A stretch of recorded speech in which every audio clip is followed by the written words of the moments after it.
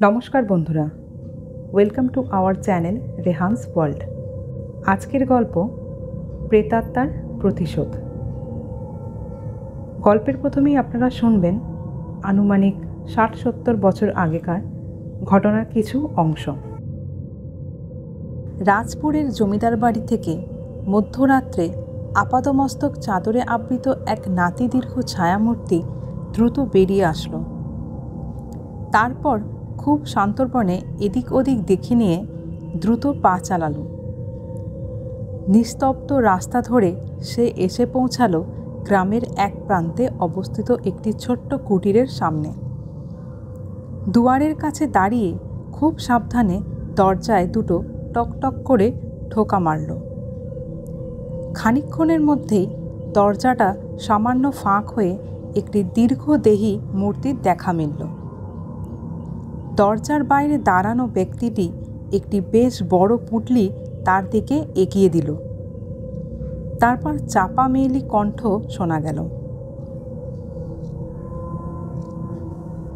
এইটা এখন রাখুন, কাজ যেন ঠিকমতো হয়ে যায়, কাকপক্ষীতেও যেন টের পায় না ব্যাপারখানা। আর শর্ত হলো কাজ সেরেই ছদ্মবেশে গা ঢাকা দেবে। এতে যে পরিমাণ অর্থ আছে তাতে তোমার জীবন চলে যাবে। শর্ত মনে রেখো, এইখানের বাঁশ উঠিয়ে একেবারে চলে যাবে তুমি। ভুলেও যেন এই গ্রামমুখো আর হবে না জীবনে। দরজার কাছে দাঁড়ানো ব্যক্তি ইতিবাচক মাথা নাড়ল খালি।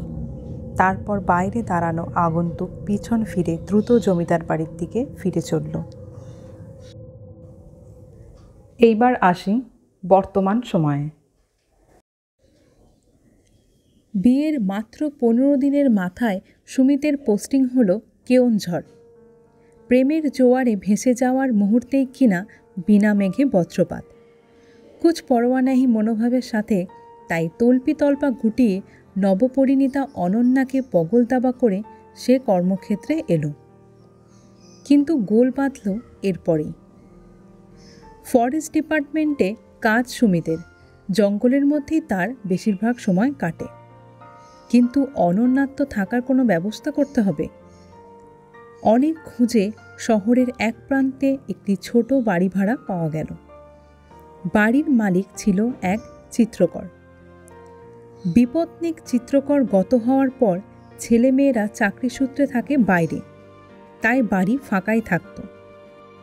স্থানীয় লোকজনের চেষ্টায় সেই বাড়িতেই থাকা হলো নবদম্পতি। সেখানেই শুরু হলো তাদের নতুন সংসার।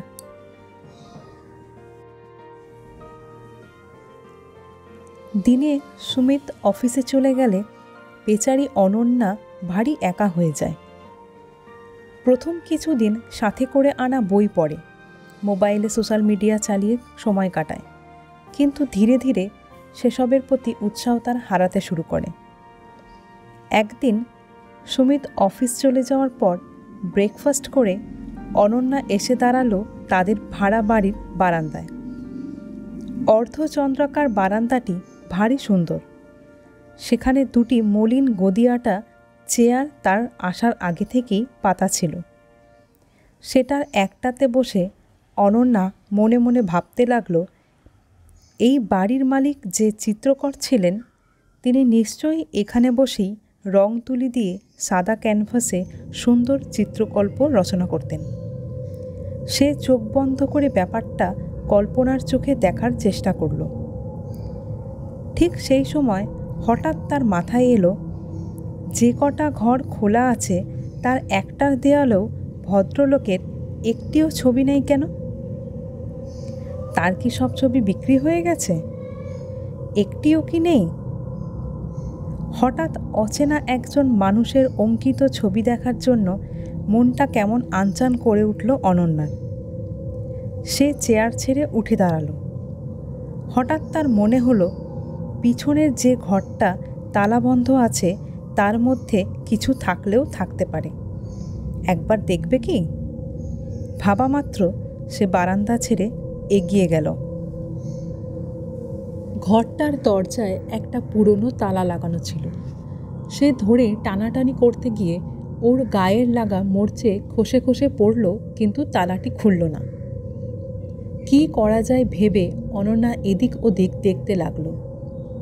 তার মনে হলো ভারী কিছু জিনিস দিয়ে আঘাত করলে হয়তো তালাটি খুলে যাবে। ভাবা মাত্র আবার বারান্দায় এসে দ্রুত সামনের চিলতে বাগানে নেমে একটা আধলা ইটের টুকরো কুড়িয়ে নিয়ে আবার গেল সেই বন্ধ তালার সামনে। নিঃশ্বাস বন্ধ করে জোরে একটা আঘাত করল। সাথে সাথে খসে পড়ে গেল তালা। দ্রুত হাতে এবার দরজা খুলে ভিতরে ঢুকে গেল অনন্যা। দরজাটা বহুদিন অব্যবহারের ফলে বেশ শক্ত হয়ে গেছে। ঠেলে খানিকটা খোলা গেল, ভিতরটা মাকড়সার জালে পরিপূর্ণ, আর মেঝেতে পুরো ধুলোর আস্তরণ। অনন্যা খানিক থমকে গেল, পরক্ষণেই আবার নিজের ঘরে গিয়ে খুঁজে একটা ছোট টর্চ নিয়ে আবার ফিরে এলো। এবার নাকে কাপড় গুজে টর্চ চালিয়ে ঢুকে এলো ভিতরে। হরেক রকম পুরনো জিনিসে ঘরখানা প্রায় পরিপূর্ণ। টর্চের বৃত্তাকার আলো ফেলে অনন্যা তার অভীষ্ট জিনিস খুঁজতে লাগলো। খানিক খোঁজার পরেই অনন্যার আশা পূরণ হলো। বেশ কয়েকটা বাঁধানো ছবি এক পাশে রাখা রয়েছে। সে এবার মেঝেতে উবু হয়ে বসে সেগুলো ধুলো আঁচলের এক প্রান্ত দিয়ে মুছে দেখতে লাগলো। কি অপূর্ব আঁকা! গোলাপের গুচ্ছ, জলপ্রপাতের দৃশ্য, আর এক বাঘিনী তার 2 বাচ্চার ছবি। ভীষণ ভালো লাগলো অনন্যার। অনতি দূরে আর একটা বাঁশ কাগজে মোড়ানো কিছু রয়েছে, যা দেখে আর একটা ফ্রেম বাঁধানো ছবি বলেই মনে হচ্ছে। আগ্রহের সাথে ধুলো ঝেড়ে সেটা খুলতে শুরু করলো অনন্যা। খোলা হতেই ছবিটা ঘুরিয়ে দেখতে গিয়ে মুখটা হাঁ হয়ে গেল ওর। ছবিটা এক নারীর, বা বলা ভালো নৃত্যের ভঙ্গিমায় এক নারীর। কি অপূর্ব মুখমণ্ডল, টিকালো নাক, টানা টানা চোখ, আর বাহ্যিক শরীর তো অনবদ্য। ছবিটা ভারী পছন্দ হলো অনন্যার। সে ছবিটা দেখতে দেখতে ভাবল এই ছবি ধুলোমাখা ঘরে আর রাখবে না সে। ছবিটা সে বসার ঘরে রাখবে। ভাবা মাত্র ছবিটা হাতে তুলে নিয়ে উঠে দাঁড়ালো অনন্যা। ঘরের বাইরে গিয়ে দরজাটা বন্ধ করে সে বসার ঘরে চলে এলো এবং সেই ছবিটিকে সে টাঙিয়ে ফেলল। সেদিন রাত্রে সুমিতের বক্ষলগ্না হয়ে গভীর ঘুমে আচ্ছন্ন অনন্যা। হঠাৎ ঘুমটা ভেঙে গেল। খাটের ওপর উঠে বসতেই তার কানে এলো ঘুঙুরের শব্দ। তালে তালে শব্দটা হচ্ছে। এত রাত্রে ঘুঙুরে কে নাচছে? কৌতূহলটা মুহূর্তে মাথা চড়া দিয়ে উঠল তার। খাট থেকে নেমে ঘরের বন্ধ দরজার খিলটা খুলল সে। সাথে সাথে শব্দের তীব্রতা যেন বেড়ে গেল। সে দ্রুত দরজা খুলে পর্দা সরিয়ে বাইরের ঘরে এলো। এসে থমকে গেল সে। বাইরের ঘরের বারান্দার দিকের দরজাটা খোলা, আর সেখান দিয়েই হালকা একটা নীলাভ আলো ঠিকরে আসছে। সেই দিকে পায়ে পায়ে এগিয়ে গেল অনন্যা। সাথে সাথে তার চোখ জোড়া বিস্ফোরিত হয়ে উঠল। বারান্দায় মৃদু আলোয় নৃত্য করছে এক নারী, আর তারই পায়ে বাঁধা ঘুঙুর থেকে শব্দ উঠেছে ছমছম। সেই নারীর মুখ অবিকল সেই সকালে দেখা ছবিটার মতো। অনন্যার পা যেন কেউ সিমেন্ট দিয়ে মাটিতে গেঁথে দিয়েছে। সে এক চুলও নড়তে পারছে না। সেই নারী নৃত্য করতে করতে স্থির হয়ে দাঁড়িয়ে থাকা অনন্যার সামনে দিয়ে প্রবেশ করল বসার ঘরে। এবার অবাক চোখে অনন্যা দেখল নৃত্যরত নারীর গা থেকে বিচ্ছুরিত হচ্ছে হালকা আলোটা। সে ঘরে আসাতেই ঘরটা হালকা আলোয় ভরে গেল, আর সেই আলোয় অনন্যা দেখল সকালে নিজের হাতে টাঙানো ছবিটা পরিবর্তন হয়ে গেছে কোনো এক জাদু মন্ত্র বলে।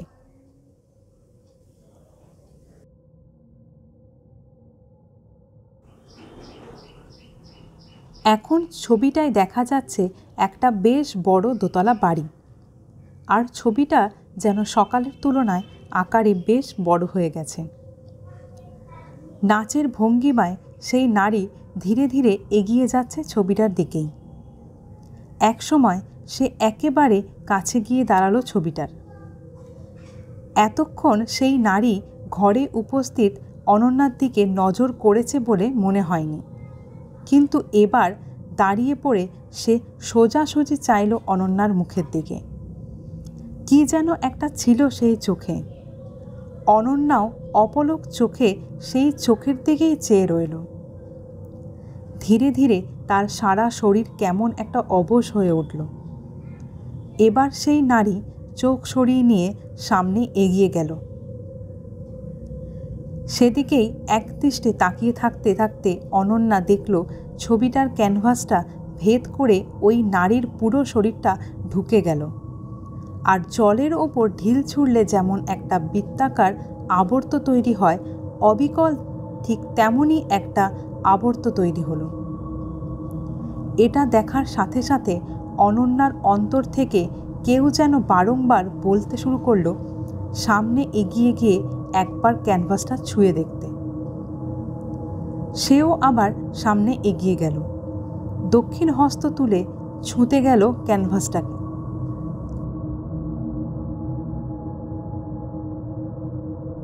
আর সাথে সাথেই তীব্র নখযুক্ত চামড়া প্রায় খুলে আসা হাড় বের করা একটা হাত ছবির ভিতর থেকে বেরিয়ে এসে শক্ত করে চেপে ধরল অনন্যার বাড়িয়ে দেয়া হাতখানা। চিৎকার করে ওঠার আগেই সেটা খুব দ্রুত টেনে নিল ছবির ভিতরে অনন্যাকে। খানিকক্ষণ চারপাশে অন্ধকার, তারপরেই অনন্যা এসে পড়ল ঝাড়বাতির আলোয় আলোকিত একটি ঘরে। আর তার সামনেই দাঁড়িয়ে নাচের পোশাক পরিহিত সেই ছবির নর্তকী। কিন্তু খানিকক্ষণ আগে দেখা তার সুন্দর মুখ পরিবর্তন হয়ে পরিণত হয়েছে এক বীভৎস মুখমণ্ডলে, যার গালের চামড়া খসে খসে পড়ে ভিতর থেকে করটির খানিক অংশ দৃষ্টিগোচর হচ্ছে। চোখের ভিতরটা পুরো সাদা, তাতে মনির কোনো অস্তিত্ব নেই। সেদিকে তাকিয়ে ভয়ানক ভীতিতে নিঃশ্বাস বন্ধ হয়ে আসার উপক্রম অনন্যার। বিস্ফোরিত ভয়ার্ত চোখে অনন্যাকে তার দিকে তাকিয়ে থাকতে দেখে কৌতুকের ভঙ্গিতে হেসে উঠল বিভৎস ওই মূর্তি। সাথে সাথে তার চোয়াল থেকে আরও খানিকটা চামড়া মাংস খসে বাতাসে ভেসে গেল। কেঁপে উঠল ভয়ে অনন্যা।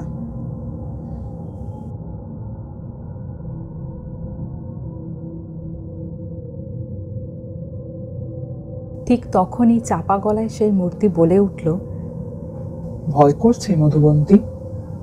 আমারও খুব ভয় করেছিল এই অন্ধকার ঘরে থাকতে। দিনের পর দিন ওই ঘরে আটকে ক্ষুধায় তৃষ্ণায় ছটফট করেছি। তারপর এক সময় ফুরিয়ে এসেছে শ্বাসবায়ু। আমার শরীরটা পচে গলে পোকা ধরে গেছে এই কালকুঠুরিতে। কিন্তু কি দোষ ছিল বলো আমার? বলো মধুবন্তী। চিৎকার করে উঠল এই প্রেত। কে মধুবন্তী? কাপা কাপা গলায় বলল অনন্যা।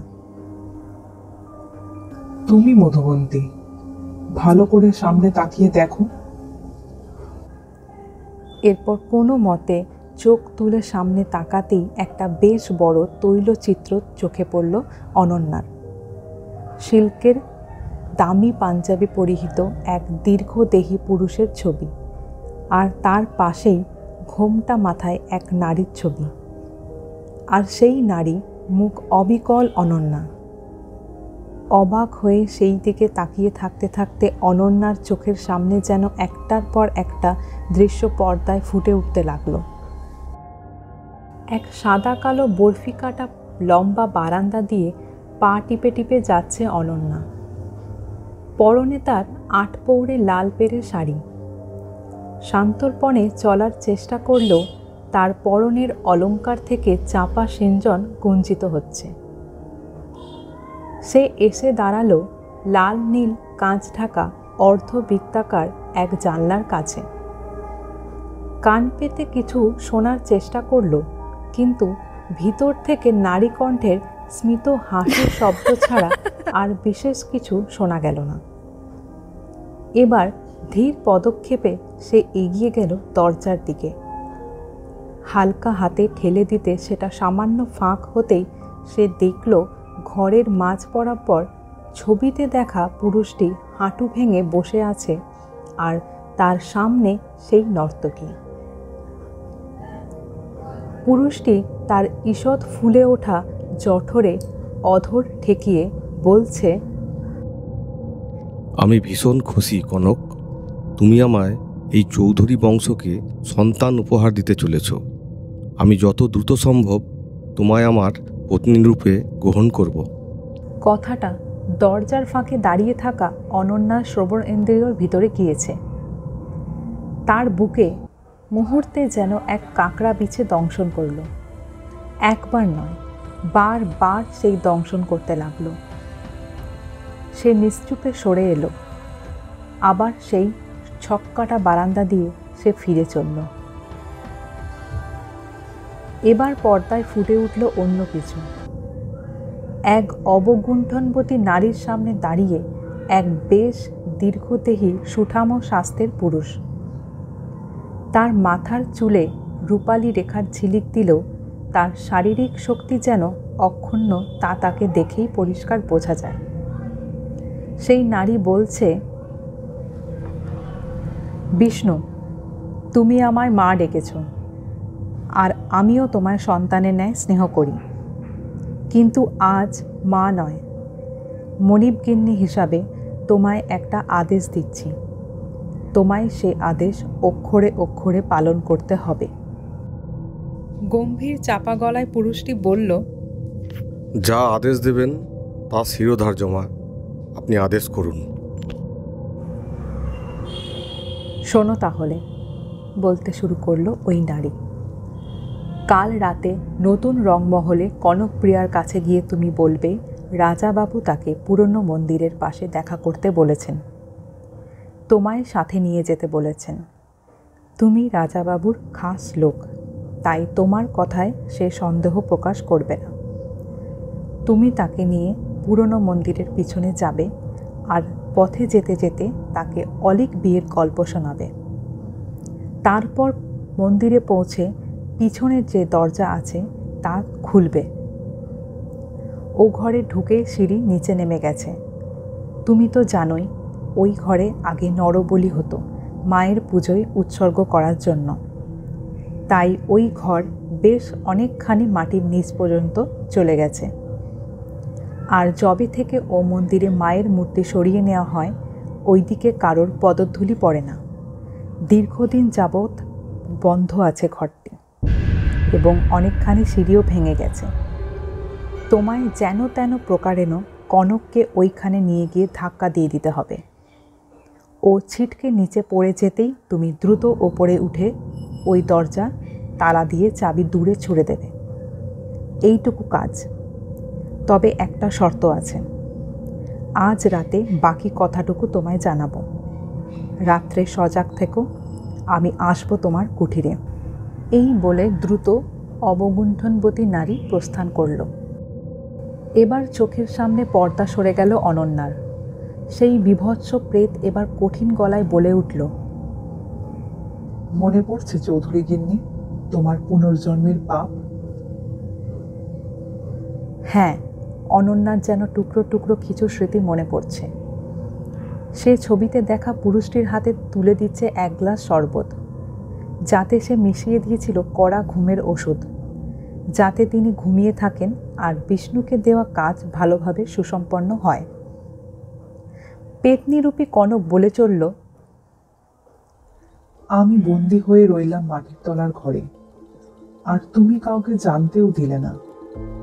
রাজাবাবু যখন আমায় খুঁজছিল, তুমি সতী সেজে তার কানে ঢাললে গরল।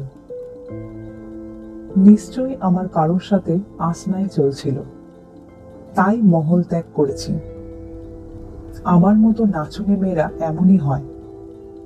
আর পুরুষের মন তো খুবই সহজে ঘুরে যায়। তিনিও ভাবতে শুরু করলেন আমার পেটে যে সন্তান ছিল তা হয়তো নিজের নয়। তিনিও খুব সহজেই ভুলে গেলেন আমায়। চিত্রকর মধুময় ছিল রাজাবাবুর মিত্রস্থানীয়। তাকে আমি ভ্রাতা সম্বোধন করতাম। সে একখানি চিত্র প্রস্তুত করেছিল আমার। ভেবেছিল রাজাবাবুকে দেবেন। এই ঘটনার পর তার দেওয়া হয়নি। ভাগ্যের কি লীলা চৌধুরী গিন্নি, আজ তুমি নিজের হাতে অতীত টেনে বের করেছ। আর নিস্তার নেই তোমার।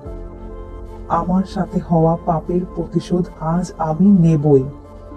এবার কি করবে মধুবন্তী?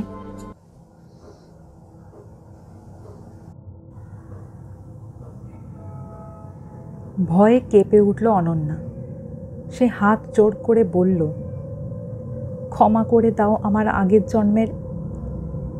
তার কথা শেষ করতে দিল না কনকের বিদেহী আত্মা।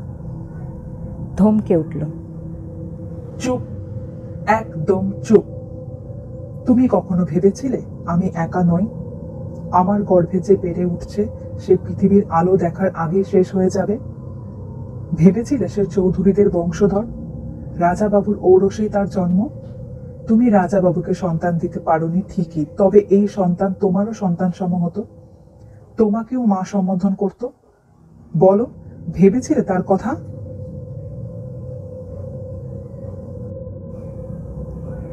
চোখ ফেটে জল বেরোচ্ছে অনন্যার।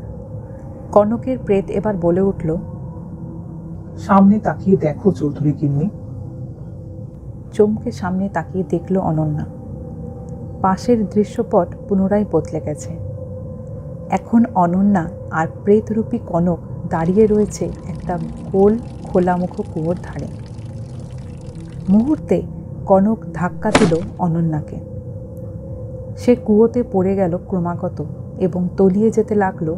আর ওপর থেকে একটা বীভৎস অট্ট হাসি কানে এসে লাগলো তার। সকালে ঘুম থেকে উঠে সুমিত সারা বাড়ি খুঁজতে লাগলো অনন্যাকে, কিন্তু না, কোথাও নেই সে। দুশ্চিন্তার ভাঁজ পড়ল সুমিতের কপালে। কোনো বিপদ হলো না তো অনন্যার?